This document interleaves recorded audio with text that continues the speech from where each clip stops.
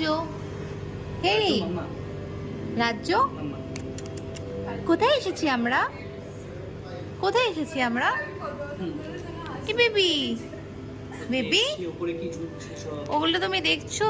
পাশে টেবিলে সবাইকে দেখছে। কি দেখছো বেবি?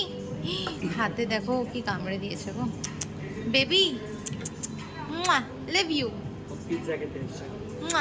তুমি পিৎজা হাটে এসছো ফর দি ফার্স্ট টাইম?